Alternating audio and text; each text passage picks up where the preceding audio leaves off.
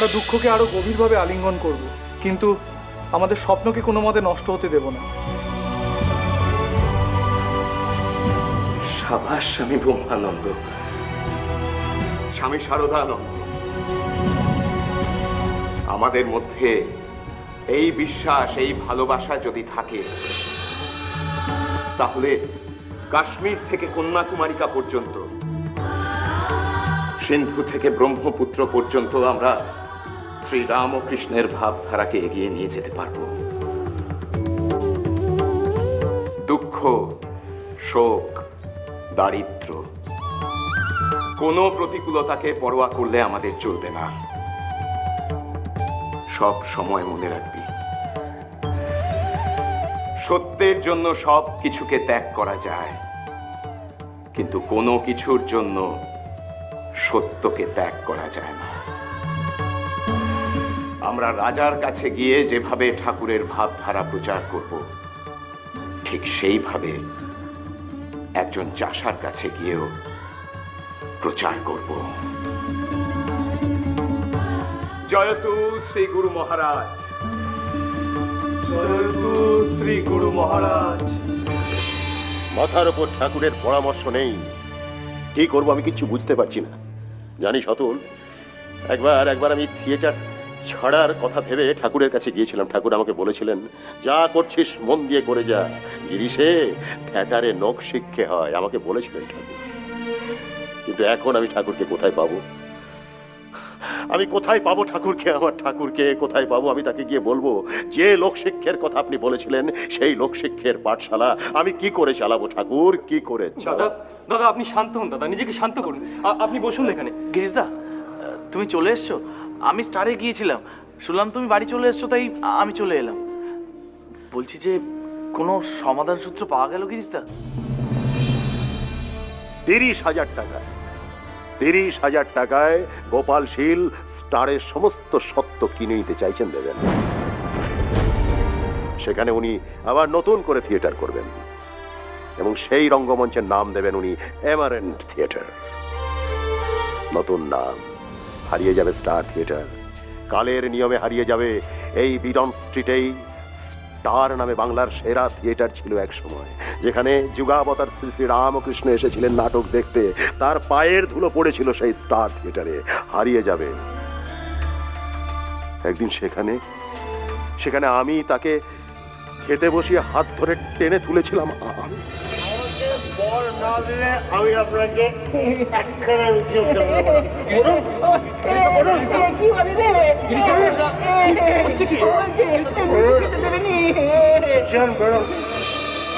বলেছিলাম বর দিন, আমাকে বর দিন, কিন্তু বর দেননি বলে আমি অকথ্য ভাষায় গালি দিয়েছিলাম। জাতপাত তুলে ঠাকুরের, হ্যাঁ, অকথ্য ভাষায় গালি দিয়েছিলাম আমি। ওই বামনাইপনার অজুহাতে গালি দিয়েছিলাম। সেই বহু স্মৃতি বিচরিত বাড়িতে আজকে সেই বাড়িটা গোপাল শীল কিনে নেবে। রসরাজ, দাশুনিয়োগী, অমৃত মিত্র এরা রাজি হয়েছেন? হ্যাঁ, রাজি হয়েছে। 30,000 টাকায় রাজি হয়েছে। 30,000 টাকায় সবার বকেয়া মিটিয়ে দিয়ে হাতিবাগানের মোড়ে নতুন জমি কিনে সেখানে নতুন করে স্টার থিয়েটার গড়ার স্বপ্নে রাজি হয়েছে। বাহ, এ তো খুব ভালো প্রস্তাব গিরিশদা। হ্যাঁ দাদা, আপনারা সত্য ছেড়ে না দিলে উনি জোর করে কিনে নেবেন। না পারলে উনি এমন করবেন যাতে তোমরা কোনোদিন ওখানে কোনো নাটক নামাতে না পারো। এতে তোমার নাটক করা হবে না, আর সকলের মাস মাইনের বকেয়া বেড়ে যাবে।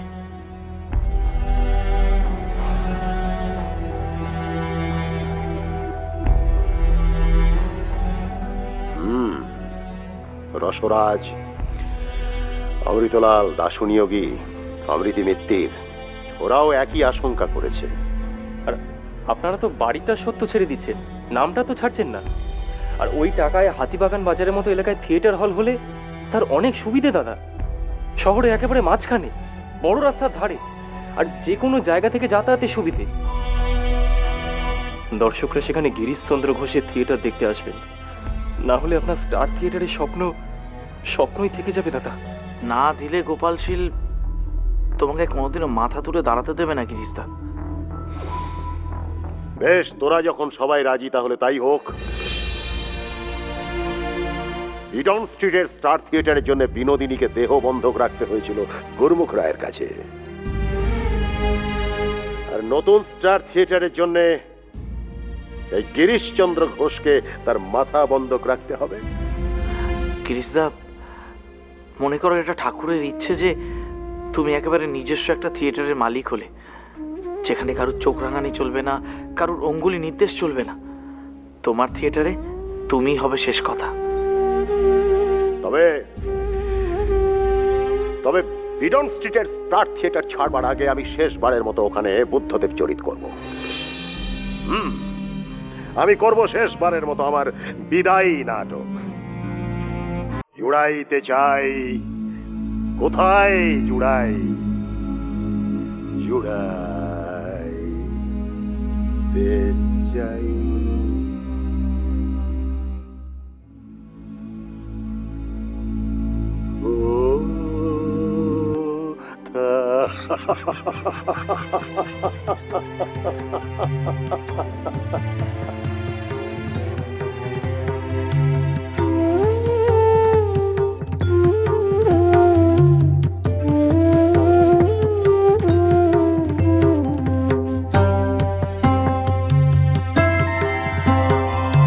তোমারে করিয়াছি জীবনের ধ্রুব তারা, এ সমুদ্রে আরো কভু হব না কো পথহারা।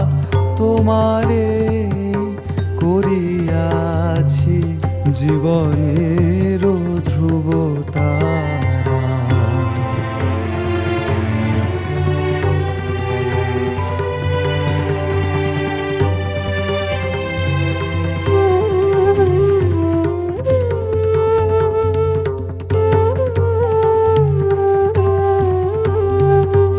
যেথা আমি যাই না কো তুমি প্রকাশিত থাকো, যেথা আমি যাই না কো তুমি প্রকাশিত থাকো। আকুল নয়ন জলে ঢালো গো কিরণ ধারা, তোমারে করিয়াছি জীবনের ধ্রুব তারা।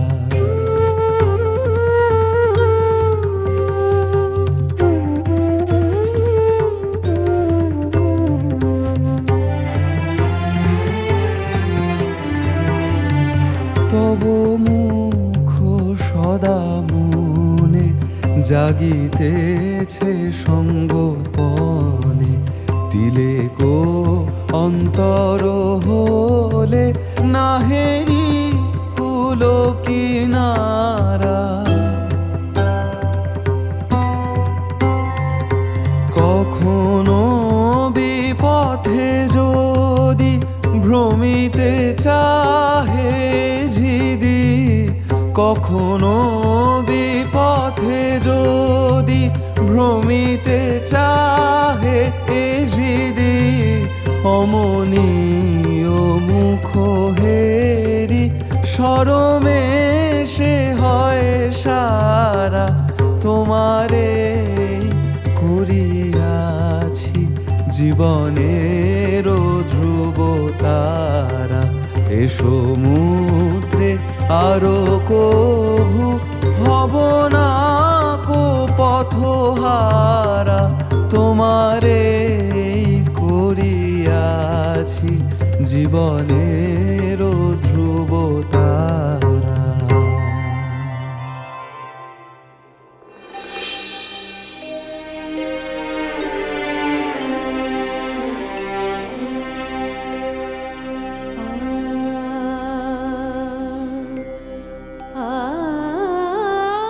খুড়ি,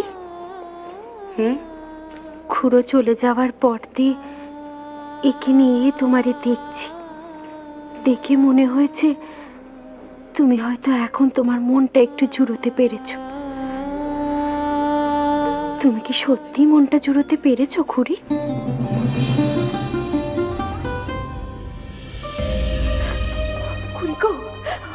খুড়ি আমারে ক্ষমা দাও, আমি না বুঝতে পেরে আমারে ক্ষমা দাও খুড়ি, আমারে ক্ষমা দাও। আসলে আর 5 জন বউয়ের মতন তোমারে তো কপাল চাপড়াতে দেখি নাই, তাই। শোন লক্ষ্মী, এ অভাব কপাল চাপড়ে, বুক চাপড়ে হাউ হাউ করে কেঁদে কিছুতেই পূরণ করা যায়নি। মেয়ে যেতে জীবনে এমন এক অভাব যা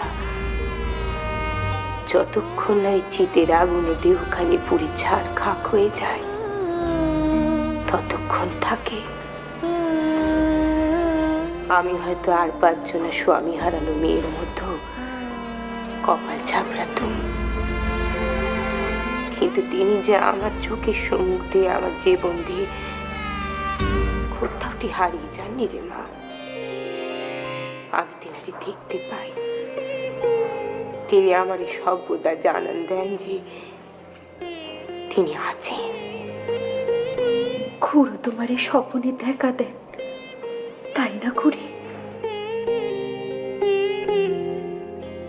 হ্যাঁ রে লক্ষ্মী, চোখের সম্মুখে তিনি আমারে দেখা দেন, তেনার সঙ্গে আমি কথা কই।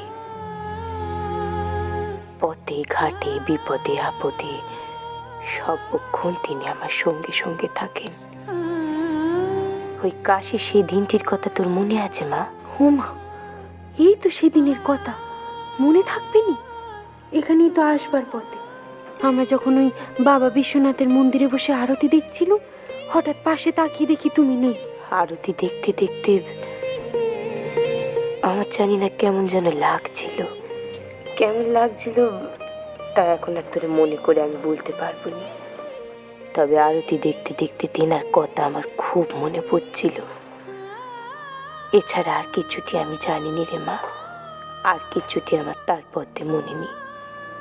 সেদিন তো তোমারে দেখতে না পেয়ে আমরা সবাই একেবারে খোঁজ খুড়ি কোথায় গেল কোথায় গেল। এখানকার পথ ঘাট তুমি তো কিছুই চেনোনি, তাহলে কোথায় চলে গিয়েছিলে? কি করে যে কোথায় চলে গিয়েছিলাম তা তো জানিনি রে মা। জানো খুড়ি, তোমারে খুঁজে না পেয়ে আমরা তো ভেবেছিলাম কোতোয়ালিতে যাব, তারপর তো ঘরে দেখি তুমি খুড়োর ফটকের সামনে বসে আছো। তা সেদিন কোথায় চলে গিয়েছিলে খুড়ি? কোথা দিয়ে যে কোথায় চলে গিয়েছিল এখন আর মনে করে বলতে পারবো নি রে মা।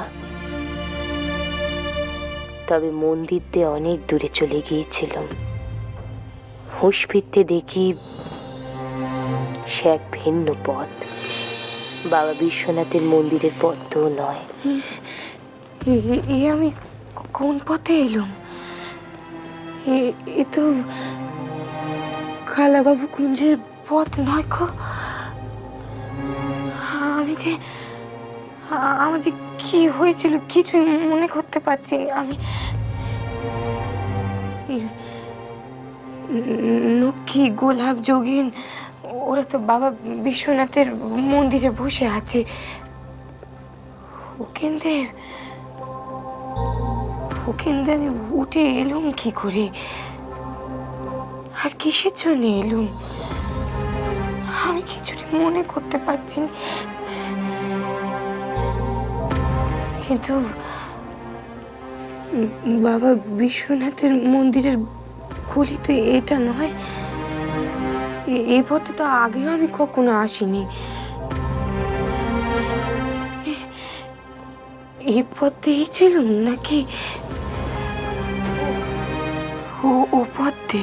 রামনেলোর খুড়ি, রামনেলোর খুড়ি। ঠাকুর, আপনি এখানে? তুমি যেখানে যেখানে, এও সেখানে সেখানে গো। তুমি যে এর শক্তি, শক্তি বিনি এ যে কিচ্ছুটি নয় গো, কিচ্ছুটি নয়। ও ঠাকুর, আপনি আমার সঙ্গে সঙ্গে আছেন? ও রামনেলোর খুড়ি, তুমি বুঝি পথ হারিয়েছ? হ্যাঁ হ্যাঁ ঠাকুর, আমি পথ হারিয়েছি। ওই কোন পথ বেরিয়েছি আমি ঠাউর করতে পারছি নি। লক্ষ্মী, গোলাপ, যোগিন ওর ওই বাবা বিশ্বনাথের মন্দিরে বসে আছে। আমার দেখতে না পেয়েছি কি করছে কে জানে। ও ঠাকুর, আমার পথ দেখান না ঠাকুর। এসো গো, এর পিছু পিছু এসো, এ তোমার এই পথ দেখিয়ে নিয়ে যাবে। এসো। হ্যাঁ ঠাকুর, আপনি আমার হাতটা ধরে ঘরের পথ চিনিয়ে দেবেন, চলেন।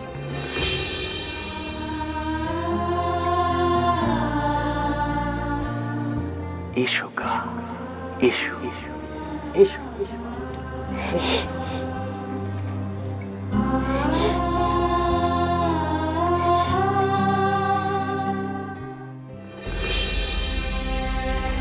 তিনি আমার দৌড়টাও হাত ধরে নিয়ে এলেন।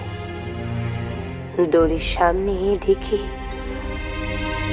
তিনি আর নেই, কেবল কি আর কাশিতেই যে মা। বৃন্দাবনে আসবার আগে ওই অযোধ্যাতে যখন বৃন্দাবনে রেলগাড়িতে উঠল, সেখানেও তোর খুড়ো। খুড়ো হয়েছিলেন? কই, আমি তো দিনারে দেখতে পেলুম নি। কি করে দেখবি বল দেখিনি মা, তোরা তো তখন সকলে ঘুমিয়ে পড়েছিলি। আর আমি ওই জানলার কাজ দিয়ে বাইরে বাঁ হাতটা বের করে রেখে তার উপর মুখটা দিয়ে দূরের পানে আধারের দিকে চেয়েছিলাম। আর বাঁ হাতটিতে ঠাকুরের একটা নিষ্ঠ কবচ বাঁধা ছিল। তারপর ঘুম ঘুম পাচ্ছিল। হঠাৎ করে দেখি জানলা দিয়ে মুখ বাড়িয়ে তোর খুড়ো আমার এই হাতটার দিকে ইশারে করে বললেন, ও রামলীলার খুড়ি, ওই যে দেখছো ওটি বাঁধা রয়েছে, ওটি যেন হারিয়ে না যায়। আমি সঙ্গে সঙ্গে বাঁ হাত দিয়ে কবচটা খুলে আঁচলের মধ্যে গেরু বেঁধে রেখেছিল। ও মা, তাই তো, আমি তো খেয়ালই করি নাই যে তোমার ওই হাতের কবচখানা নাই। কি করে খেয়াল করবি বলতো, এখানে আসবার পর তো আমি তা খুলে বাস্কের মধ্যে রেখে দিয়েছিলাম। ও, তা খুড়ি, যোগিন দিদি আমারে বলছিল আমি আর গোলাপ দিদি যখন মন্দিরে যাই তুমি নাকি যমুনাতে গিয়ে বসে থাকো। তুমি তো বলো তুমি মন্দিরে যাবে না, বাড়িতে থাকবে, তাহলে যমুনাতে গিয়ে বসে থাকো কেন? কি করব বলতো লক্ষ্মী, বাঁশির সুর শুনে যে আমি নিজের স্থির রাখতে পারিনি, তাই ছুটে চলে যাই যমুনার পলিনে। ও মা, কেষ্ট ঠাকুরের বাঁশির সুর শুনে তো রাধারানী ঘরে থাকতে পারতেননি, ছুটতে চলে যেতেন যমুনাতে। কেষ্ট কোথা, কেষ্ট কোথা, মোর কেষ্ট ঘনশ্যাম কোথা, এই বলে। তা তুমি যাও কেন?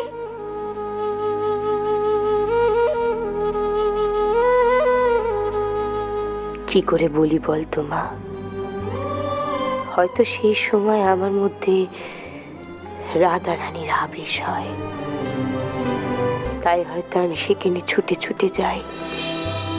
না মা, আর এখন কোনো কথা হবে নি, অনেক রাত হয়েছে, এবার শুতে হবে। আয় দেখি।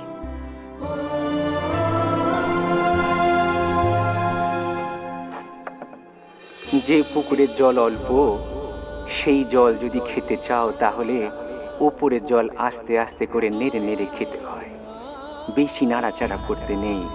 ওই তাতে ভেতরের ময়লা জল উপরে উঠে জলটিরে ঘোলা করে দেয়।